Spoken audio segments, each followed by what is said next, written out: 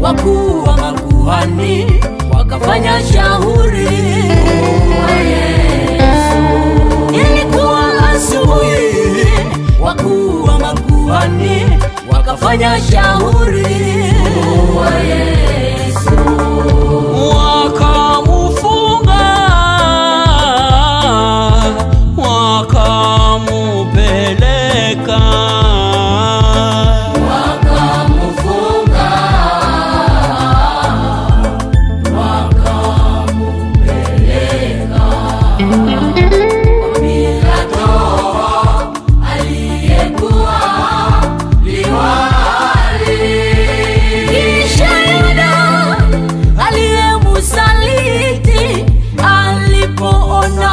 Amekwisha hukumiwa, nawarudishia wakuu wa makuhani na wale wazee vipande 30 vya fedha. Akasema nilikosa niliposaliti damu isiyo na hatia. Wakamujibu, basi haya yatupasa nini sisi? Angaliayo mwenyewe, hayatuhusu, haya ni yako binafsi. Angaliayo mwenyewe, hayatuhusu, haya ni yako binafsi.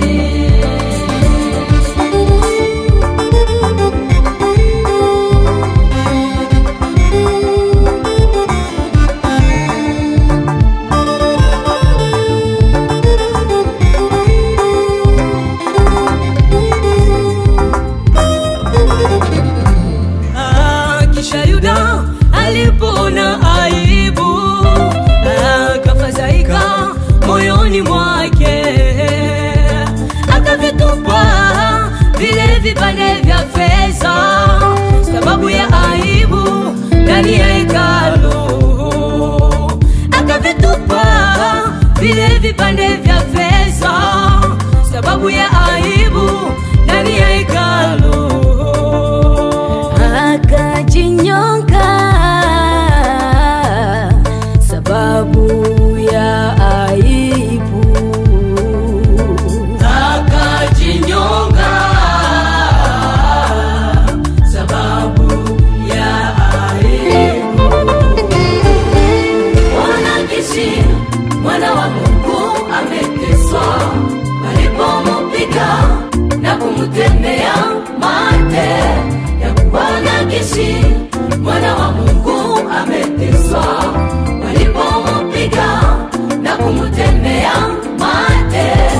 Wakakamata taji la miba, wakamuvika kwenye kichwa, wakamupiga fimbo nyingi hadi nguvu ikakwisha.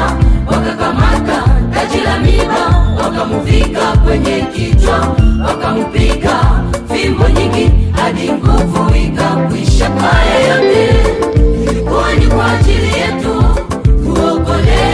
Haya yote ilikuwa ni kwa ajili yangu mimi na wewe. Haya yote ilikuwa ni kwa ajili yetu tuokolewe. Haya yote yalisababisha mimi na wewe tupate wokovu. Haya yote ilikuwa ni kwa ajili yetu tuokolewe. Haya